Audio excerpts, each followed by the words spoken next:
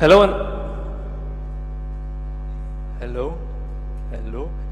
welcome to Gary Everon's talk about hacking the Bionic Man.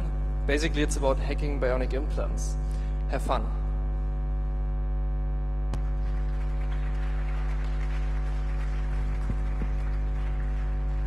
Hey everybody. Thanks for the short introduction. Appreciate it. First of all, I would like just for a couple of you to say what your expectations from this title was or were. Anybody? Help me out. You! What was your expectation when you saw this title? I'm not really sure. It have to be about a cyborg. Cyborg. Yeah. I looked for cyborg pictures, but I didn't have time. Okay. You didn't found anyone? Any cyborgs? If anybody likes cyborgs, are there no cyborgs? This is not the place. Anybody else? Expectations? Please? No? You over there, looking at whatever it is. Oh, somebody else volunteered. That's great. I don't have to choose anybody.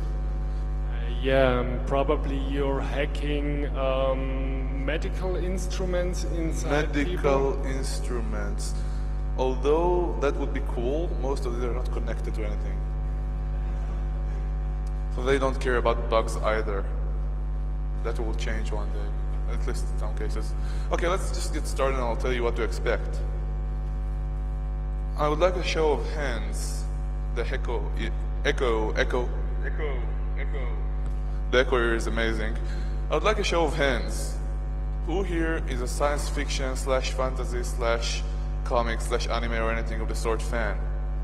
Science fiction fans? Anywhere here? Woo! We are all geeks. Okay.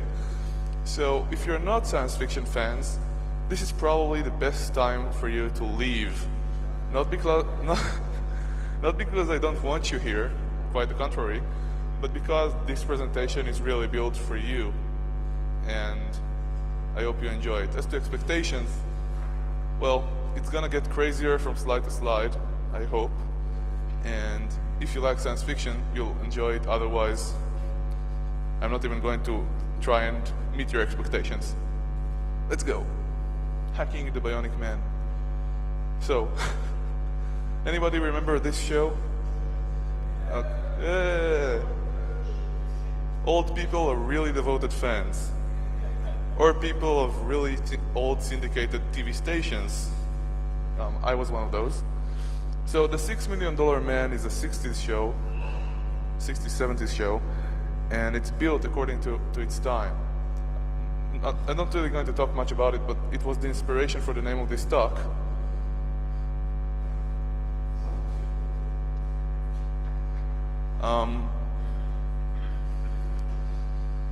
And this is Steve Austin, and he was basically called the Bionic Man. He was an astronaut, a colonel.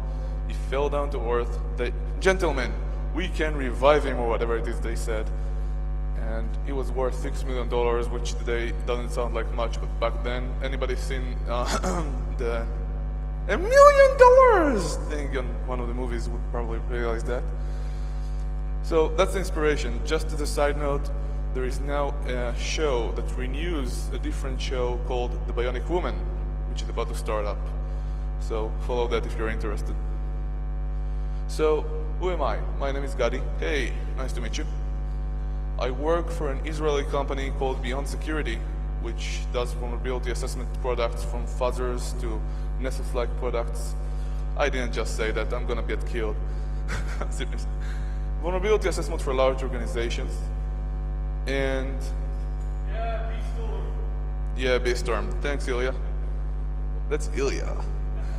And this is a CNC warning, and not CNC as in botnet command and control servers, but rather coffee and cats, which comes from Usenet, which kind of means beware of spilling your coffee on your keyboard or pens. I'm not sure this will be very funny, but I'll try anyway. So, crazier with every slide. Let's start. We need to put some premise for our work. Now, much like with math, not that I'm comparing this work to any mathematical work whatsoever, we'll be making assumptions. We'll be taking these assumptions as absolute truth and start building on them. So science fiction and reality. Science fiction, in my opinion, is really extra cool. It's lit. It lets us see our reality in different eyes and connect to different places and people that we wouldn't usually connect to in different scenes. And, of course, some of our assumptions are going to be completely wrong or incomplete. So, arbitrary year of choice. Do you guys think, just out of your heads, that we're going to have cybernetic or bionic implants by the year 2040? Hell yes. Anybody? How many people say no?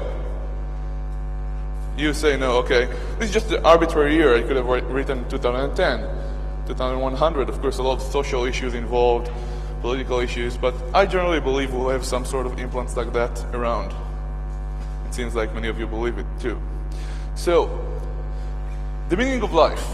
I was sitting down in a not very nice situation a few months ago, and one of the people there was a medical doctor, the other was a doctor of mathematics. And the medical doctor, of all people, said, I don't believe in evolution. So the other guy and me, basically the PhD guy, stared at him and said, how come you don't believe in evolution? And he said, this is all so complex, amazingly complex. I can believe evolution happens. I can believe it takes us somewhere and evolves, and it's happening right now.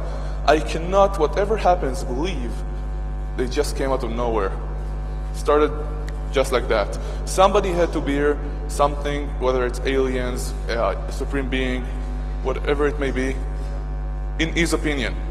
And then, after that spark, after that planning, evolution started. So, we argued the point for a while, and one of the arguments was the game of life. Anybody ever built that, coded that, the game of life? Yeah? Simple cell organisms, basically evolving as they go, creating spaceships that go around and fire. No? Okay, some of you. So, the game of life of how such simple entities can exist and build on that simple life cycle was very interesting.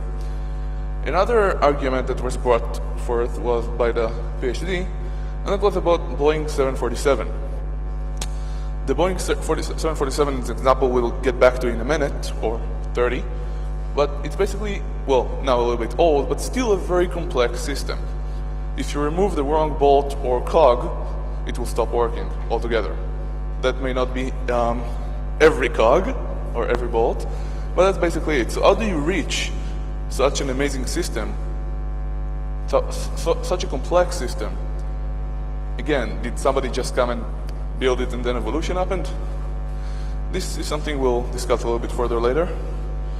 And let's talk about doctors. Again, I'm probably insulting some people in the crowd. I really apologize. Not everything I say is true, obviously. So they're very smart technicians, meaning they go study for 7 years, they have some experience in the field, they have at least a very basic understanding of what's going on around them in that field after these studies and experience, or not, depending on the doctor. We are all people. But when it comes down to it, they just analyze. At least most of them, some of them. They look at you, they look at your symptoms, they reach some sort of prognosis eventually, and then they decided this is what you've got, or at least we think this is what you've got after different tests. And then they go to the second phase or third phase, which is debugging, right? And we can tell good doctors from bad doctors in this because, hey, a friend of mine came and said, you know, I had this cough and it wouldn't stop. No doctor I went to could tell me why I have this cough. So eventually I got to one doctor and he said, you know, here are 6 prescriptions for 6 different medications. Take these, hopefully one of them will work. Now, my friend is no medical doctor and he has no expertise in the field, but he said, I am a computer guy and I know debugging, and debugging is done one step at a time. Say one of these 6 medications actually work, which may be amazing because I've gone through all these before. How do you know which one worked and which do you stop later on? So good debugging is not just for computer science, and often surprised at the simple things in life that can tell us what doctors are good or bad. But generally, doctors are very smart. They have a huge database and a very complex system by which they choose to utilize that knowledge and tell us what we have or don't have, which isn't a perfect system. Again, just an analogy and not a perfect one. So, the short history of the medical sciences. Let's guess what the problem is and what solution we might like. Of course, I just made it up. This slide was actually added just 20 minutes ago, so I really did make it up. Let's look to the starts.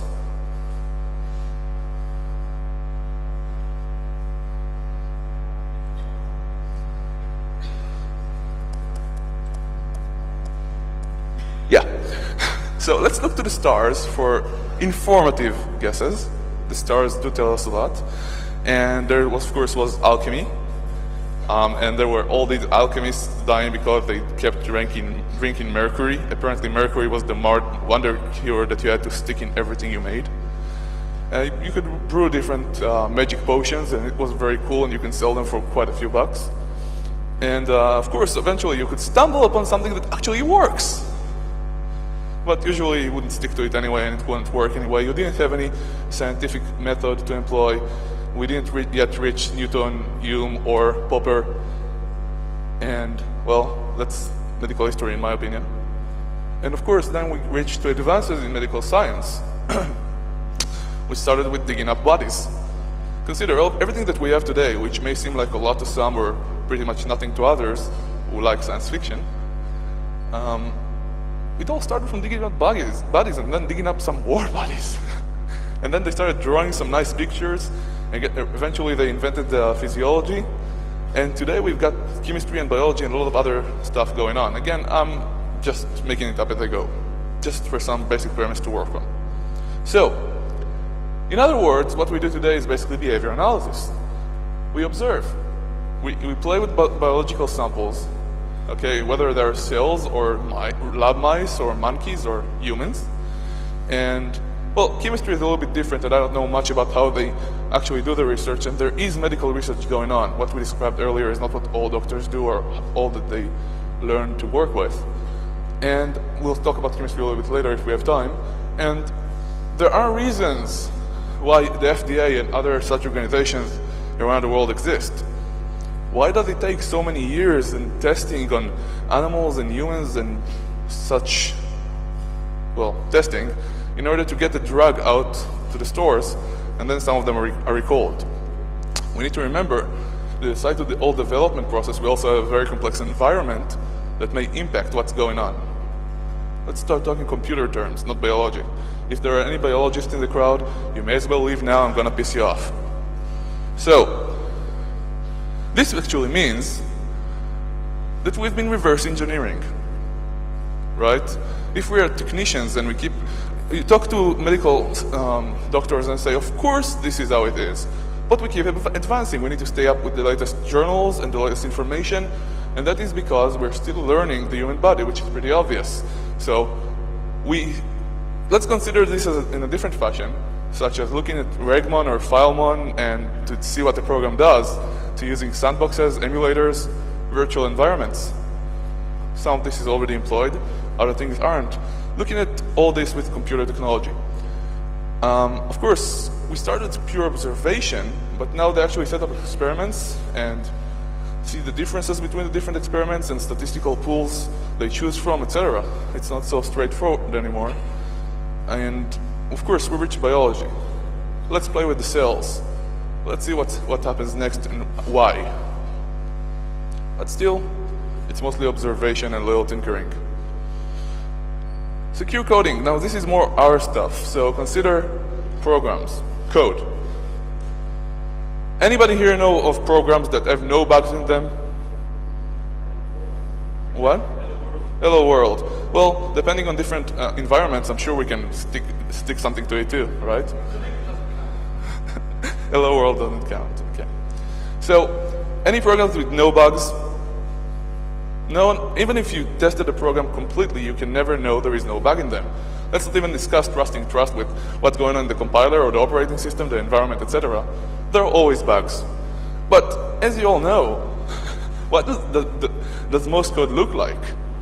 It's ugly. It's not just ugly, there are vulnerabilities everywhere. It's a really scary world that only us puny security people understand. I'm scared, just right now. So, knowing that code is generally ugly, and knowing that the world keeps advancing, would you let human written code run inside your body? Anyone? Hell no. Okay. That's one answer. So let's consider history, right? We had the mainframe, we skipped without barely learning anything to the PC and DOS, which somebody paid $50,000 for, which was just a simple student work, right? We then forgot everything we knew and skipped to cell phones. Let's not even discuss security with everything turned on by default and not being able to disable stuff. It's basic stuff. And then we have RFID. RFID is somewhat newer technology, and the only thing that makes it different from other such radio frequency identifiers is that it's standardized and we can all use them. So, same problems again. Don't believe me? Look at all the lectures going on here, DEFCON blackouts, etc. So, same shit, different day, and we don't learn from history. Ilya, shut up.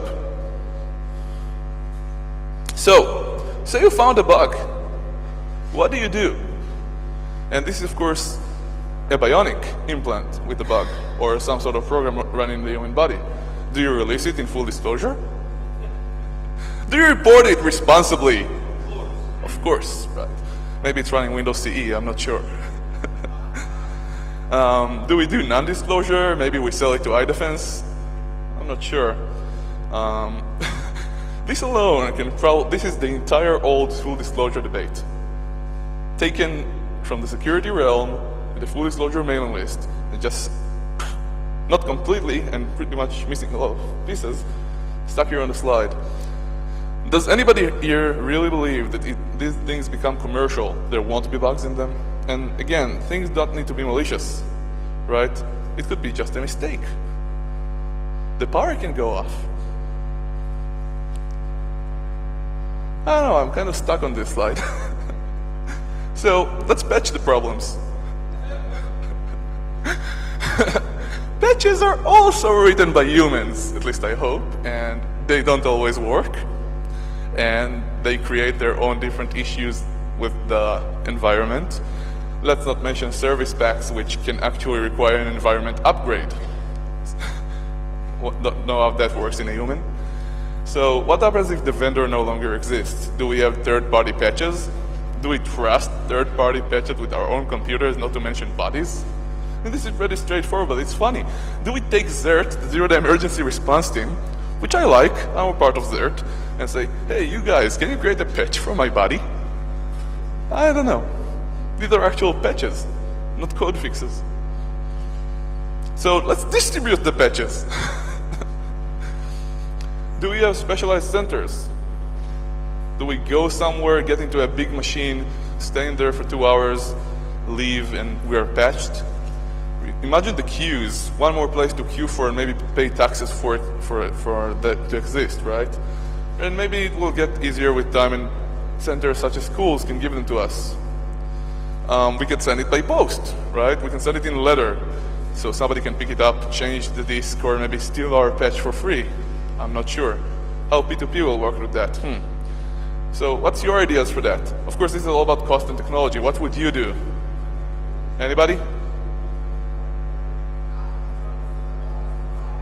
What was that?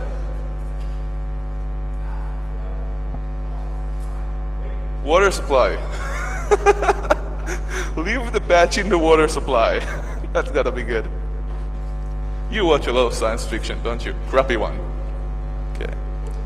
So, how about we send it in email?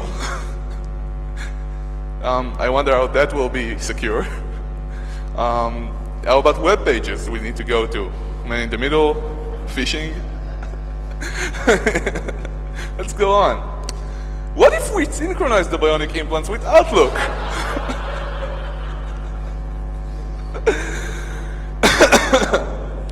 We can use some SDK, buggy DLLs, etc. It never ends, and well, you can see the process continuing from there.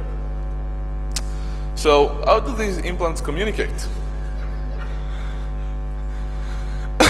I'm not really sure what that's all about. Let's just move on. If they communicate. So let's do wireless or Bluetooth. Anybody has an idea what comes next? What's the next slide? Anybody? What? Wired. No, this is wireless. It's a step further. What? Sorry? Optics.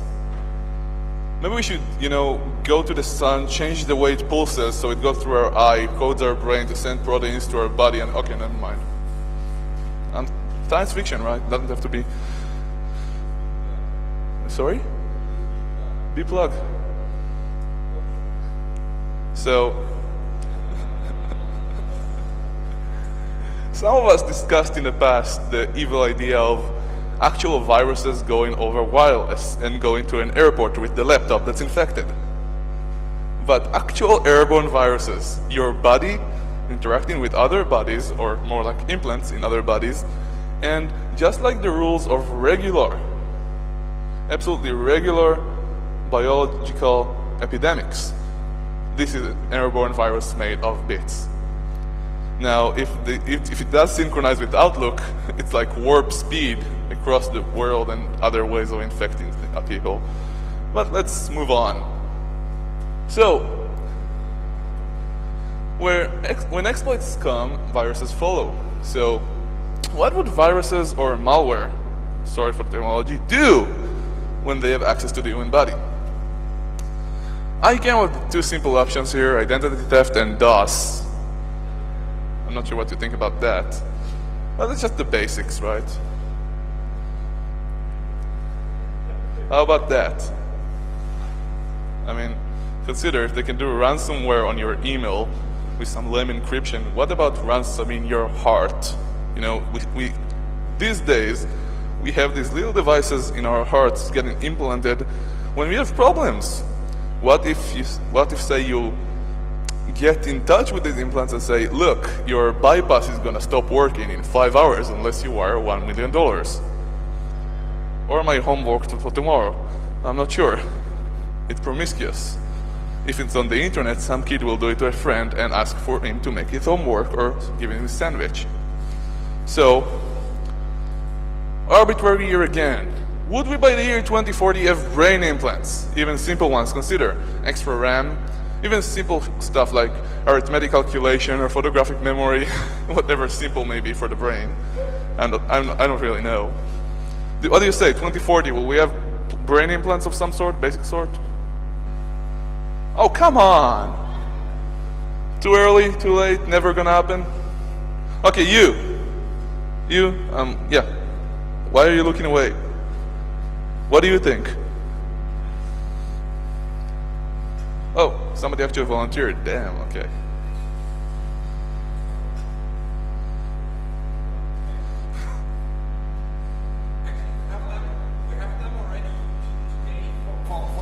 People to make them see again? Sorry, what? Actually, we have those implants for blind people. Pardon? Okay. Actually, we have those implants for blind people today already, where they implant some electronics to and connect a camera to it, which is actually the first step to those things. But these are once they can make the brain understand signals from a camera, why shouldn't they? Use it for night vision cameras. That's the difference, though. Thank you. That's the difference, though, between a regular desktop to a laptop, right? The screen is connected outside, different device connected via an input socket. No, but you have an implant in the brain. Into the brain. Into the brain. That's pretty cool. I didn't know that. So to make the connectivity to the outside camera, which by now doesn't fit into the eye, but they're working on that. So okay. We are not that far away from that. That's pretty cool. So, anybody thinks this will happen? You're quiet. Anyway, so the ears, the eyes, etc., they're all input sensors. And these bionic or cybernetic devices are basically extra or alternative input sources. Just think about it this way. Will our brains be able to handle it? Maybe, maybe not. Maybe we'll need an implant to make us able to handle it. So, brain hacking. I'm gonna just touch on this for 1 second, not gonna go there because it's outside of the scope and we don't have time. But just consider one thing, which may be false, it's maybe just a myth. But in 1997, during a Pokemon show, over 600 children were taken to the hospital. Now, because of all the epileptic lights, you know, red, whatever. So this was never proven as exactly related to Pokemon, but it's interesting. So this is basically a DOS to the brain via an input device, which is the eyes. What about remote code execution? Just an idea, you know, probably heard it before. And we're moving on. So brain implants, not the brain implants, are modems. They communicate with the brains, meaning we don't need to communicate with the brain. Communicating with this implant is exactly the same. It will translate whatever you want to say to the brain. So, pwn the device and you pwn the brain. Now, without brain implants, of course, there are some other basic options, such as falsifying the sensory telemetry in showing people other pictures, sounds, whatever. Torture, I don't even want to go there, and it's not just about pain.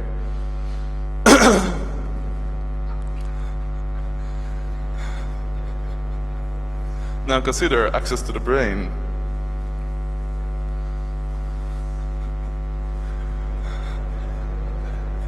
Actual zombie or botnet armies. This is pretty cool. So, back to Boeing 747. Are we done digging up bodies? Yes. This is no longer a guesswork or art. We're actually moving into science. We're still in early stages. Just technicians doing basic reverse engineering by behavior analysis, not even looking at code mostly. And back to the medical doctor. We asked him, will it ever be possible to understand the DNA completely? And he basically said it's amazing complexity. We just know what the genes look like. We can actually compare different genes, try and see the different relations between them that cause failures, etc. But it's of cryptographic complexity, in our words, or N equals NP. No, that's P equals NP. Never mind, sorry. I'll fix it later. So, this was kind of the same way, wasn't it? As well as other things. Some things are brute force fixed, and we do have more computing power as time goes by, and we have distributed computing. Other things are fixed by math and quick, cool solutions. So, do you know your computer? Can anybody here tell me they know everything their computer does, from the most basic logical bridges through the OS application, not to mention side issues, video card, motherboard, sound card, network? And can you actually tell me you know every instruction that goes on? So you can learn most of this and you can probably implement some of the rest. It's doable. Not very plausible though, or more like, it's not practical. We can get enough so we understand what's going on, but everything, I guess it's plausibly possible, yeah, that's cool. Because we made computers, we engineered them. At least in theory, we know everything that goes on in a computer. We know how it works. As time goes by, it gets more and more complicated, and we know less and less. Different abstraction layers along the way. So, this is the Boeing. Somebody engineered a system that's complicated. Somebody else engineered a system that connects to it or is above it. Some engineer above everybody just looked at the entire picture and said, so that's how it all connects. As the passenger or the head engineer or one of the engineers of the small devices, we may not know everything, but this is pretty neat. We can do this. So what's the difference, really? Well, let's compare DNA to binary code. And a few abstraction layers up, we can have assembly, we can have Pascal, some other upper level language. Or perhaps, and this is really cool, this was an epiphany for me, a working environment. Imagine firing up Visual Studio and writing some DNA code, or, well, let's just leave it at that. It's not, well, yeah. So, will they have this technology by 2040? What do you say? No? Anybody else? You, falling asleep over here. Yes, you. You, yeah. What do you think? Will we have this by 2040? Let's just skip this. You're a really dead crowd. Are you drunk yet? Shame on you. You should be drunk. So, viruses. Now, developing in computer science, that's a very low cost of entry. All you need really is a C book or some other language and a compiler, or maybe if it's an interpreted language, not even that. But just consider for a second the low cost of entry in computer science versus physics, engineering, etc. And look at biological warfare. Biological warfare is doable. It's mostly done, again, in behavior analysis and all the other stuff that goes beyond it. Not that much genetic engineering going on yet, although I'm probably off. And now the cool stuff begins. What about genetic warfare? Meaning we really understand the DNA, we really understand how all this system works. We fire up Visual Studio. We write the virus. Is that so difficult? We may still need a lab or some equipment to get something done, but it's cool. So I call this promiscuous genetic engineering, because just consider what's going on today on the internet when everybody can write a virus or some sort of malware. Everybody can download some code and change it. It's pretty cool. You're a dead crowd, or I'm not very good. So, viruses. We'll have bionic viruses, right? Because that's a computer. And we'll have genetic viruses versus biologic viruses, which are the same, but I'll make the distinction here. And we'll have cross-platform viruses. What do you think? What? They already exist, meaning you have a virus impacting your body, which immediately impacts your playing skills on World of Warcraft. Oh, different computer platforms. I'm talking about the human body and a computer. But yeah, I guess. So cross-platform viruses has been another epiphany for me, which is pretty cool. And then, a virus for every child. Everybody owns a computer, right? Everybody can download a VC or something else. Well, that's pretty cool. A virus for every child, that's the new project from whoever. So, reversing the DNA. Let's fire up Perl. If we can do Visual Studio, why can't we use Perl or Python? It's a scripting language, and let me tell you two short stories some of us came up with. One of them is by... Actually, these two are by a friend of mine called Imri. So, this guy... Okay, shut up, Ilya. This guy goes to school, and he really hates the guy who sits in front of him. Because that guy is the coolest guy in school, everybody loves him. So, he gets pissed. He fires up Perl on his laptop, and gives him a tick in the eye. Nobody likes him anymore. I'm kind of simplifying, but okay. The second short story by the same guy is about a guy who likes a girl. Now, isn't that simple? So, let's say he fires up Perl or something else, and okay, this guy is really, really deep. He writes the DNA directly, in awesome assembly code. So, he creates pheromones that will, for every girl in class, basically infect the entire school, that whenever a girl is near him, pheromones will be released and they will immediately get aroused. So every girl in school suddenly likes him, except for the one he likes. And at the end she says, because she actually is immune for some reason, all you had to do was ask. So, this story still needs some working on, but everybody's cool. So, history of biology, right? We move from art to semi-science. I mean, physicists, basically in the early 20th century, late 19th century, said, hey, this biology is an art form that's coming along, but it really needs to be a science. So they went to biological sciences, brought their devices with them, brought the scientific methods with them, and it's pretty cool. Biology moved forward. And we should really move from semi-science to science, so we need computer science people to go and become biologists. Hey, that's actually a good idea. Did anybody ever look in all the biology classes? Only girls. There are some pluses to that. So, what do you guys call the process where DNA is basically chosen from both parents and for a soon to become baby? What's that process called? Anybody knows? What? Sorry? Well, I think, again, I'm not a biologist, that it's called this thing, which is really confusing. But let's consider gene shuffling algorithm. Nobody likes that, huh? Oh, come on, that's so cool. Never mind. I can actually show you some movies in 3D of how these genes move around and how they're chosen, really gene shuffling algorithm, but you guys are lame. And I'm running out of time. So,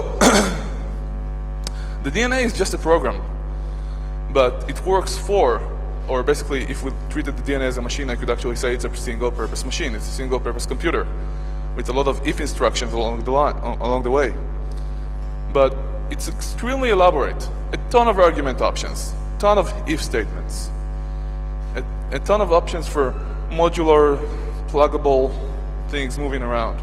A lot of go-tos. So it's pretty complicated even if it's single purpose. Which means we really need to infuse computer science into biology. I'm not talking about informatics. I'm talking about computer scientists going and trying to reverse engineer the DNA, not just looking for genes and what they do. This can't be simple. I'm pulling it out, well, you understand the point. But we really need the reverse engineers. We need the mathematicians, maybe the cryptographers. We need to do reverse genetic engineering. Now, what about antiviruses?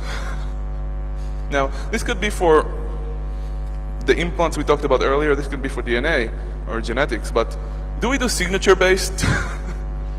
I mean, every kid on the block is creating a new virus every second when they're bored in school studying something.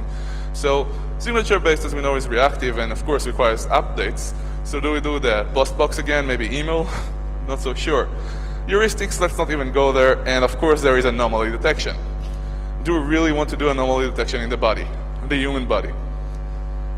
Just a silly thought, and I am missing a T over there. Is evolution going to be even possible if we stop every anomaly from happening? Just consider, how do you define a baseline for the human body? Not very clear.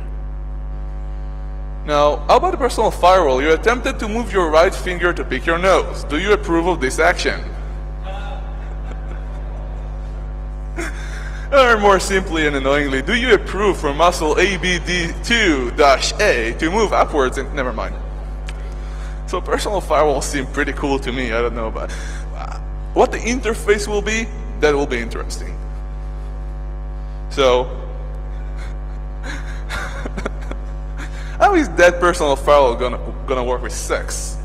I'm not very sure. I'm not sure about that, but let's just move on. I had to say it. So, what do you know, Ilya? Okay. So, if it's your technology, you're kind of outdated. You built it for yourself because you're a Litaxor and, well, something new comes along and you're done. Maybe you're more protected than others because if it's not your technology, you may have vulnerabilities posted on BugTrack for it and you'll still have to update it. Not sure if that's a good idea at all. Now, say you're sick and you want some medicine or some heart implant, I don't know, something you need. Now, if you're conscious, maybe you'll give the hospital your protection software or your code for it, your password. Well, I'm not even sure you have a password on it, but I hope you do, or something else. Now, what do? Do you die? Do you get formatted? I mean, how do they get access to you? How do they fix you? And that's, of course, if you have any protection at all. So say you give them your password. Will you ever dare to change the password knowing it is based on a program a human wrote? What if you change the password and it goes blue screen? Do you keep it the same password after it's already known to a few doctors and probably written on a few pieces of paper and thrown in the garbage? Depending on how paranoid you are. I don't know. Default passwords, backdoors, don't even want to go there. So let's create a certificate authority. We don't want to use passwords. So who has the root key and who can do the rollover? I don't know. I don't want to know. That's pretty cool. Now, do you want the government and somebody else to actually have a backdoor to actually have the root key, so that if you come in sick to the hospital and you're unable to tell them where the password is, or if it's not embedded in somewhere in your body that somebody can sniff, I mean, what do? Would you like the government to have this? These are basic privacy issues, but what if a laptop is lost and all the information is gone with it? I don't know. So, forget password, would you dare to revoke a certificate when it's your body, not your computer? On your computer, no matter what you do and how careful you are, you will fuck up. How many of us no longer have access to some encrypted information? You! One person! That's great, okay. Sorry for you. So if it's our bodies, I would not take even that one chance. And again, what if you blue screen? This is a program.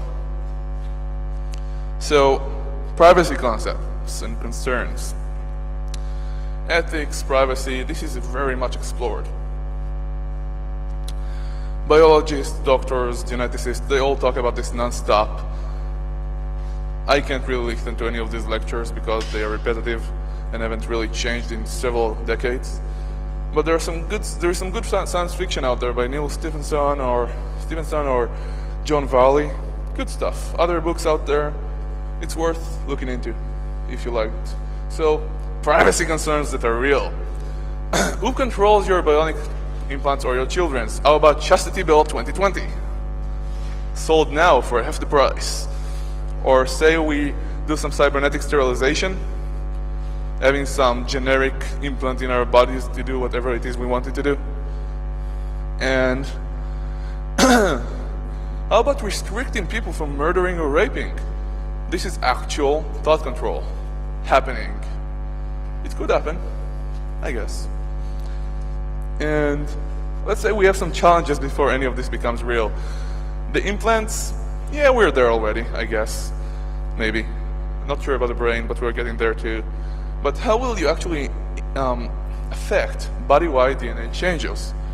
By radiation? Maybe if you're in the 70s and you like to read science fiction, you may have some splicing machine, transporter, nanotechnology, whatever your game is.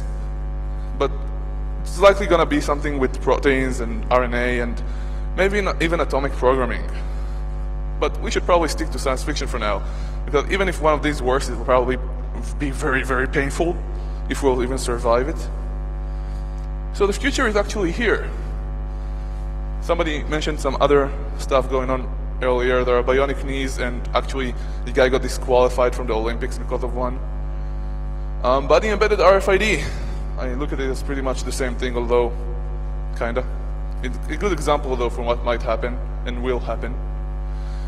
Chips in eyes, as I call it, which is basically a fake retina which restores sight. I'm not sure if this is yet available for purchase, but it's out there. Just go and check the web. So, revolutions. You can look only at what's happening today, and there are revolutions every day. This is not every 1,000 years. Don't read the slides before I talk. I hate slides. I didn't want to do slides for this presentation. I want to tell a story. So, open source. How does that impact everything? Ajax or Web 2.0 or the previous bubble? Wikipedia, MySpace, IM. How do all these things impact what we just discussed? This is a world. And this is really about the potential future world. We just superimpose security on it. We look at what we know about security today and say, hey, what will happen in this future world? Not everything may happen. Some of these things may happen, some of them may never happen. But it's pretty cool for science fiction, right? And this is pretty important. We can pretty much predict any problem we want for the future with any technology or anything else you may want to put up there.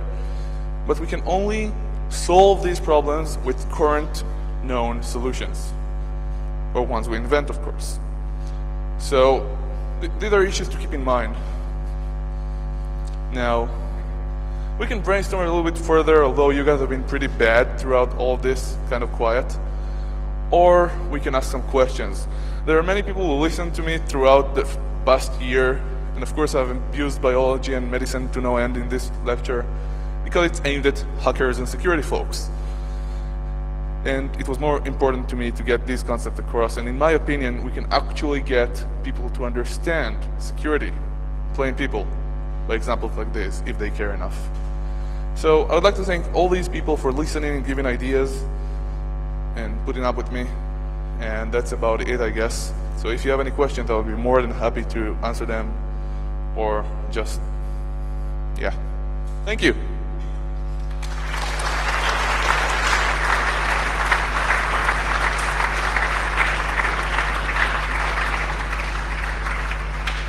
I should probably mention this is a work in progress. These are just the general concepts. I didn't mention many of the caveats, and maybe we'll get somewhere more interesting in a year or so. Yes. Gadi, can you go back to your previous slide for a second? Aren't we really not, we can predict the future problems, but we'll solve them with future technologies because we know of them by predicting the problems. Is that not true? Yeah. Okay, I just want to make sure. No, maybe the antivirus will be an amazing solution for this, I don't know. But we can only think about the future in what we invent right now or what we know works or supposed to work right now. Anyone else? No? I can invent some more SF short stories for you if you want. No, that's okay, Ilya, I'll pass. So again, this is just, nothing here is really earth-shattering, and many of us have thought of some of these things in a small fashion, but I spent a fucking whole year, an entire year, on developing all of these concepts, and it's just some of them, and not repetitive concepts, in order to come up with this presentation, which is really, really early. So I'm not saying this should be a paper posted to full disclosure, and I'm not saying this will actually be used anytime soon, but I find it pretty fucking cool, and thank you for listening.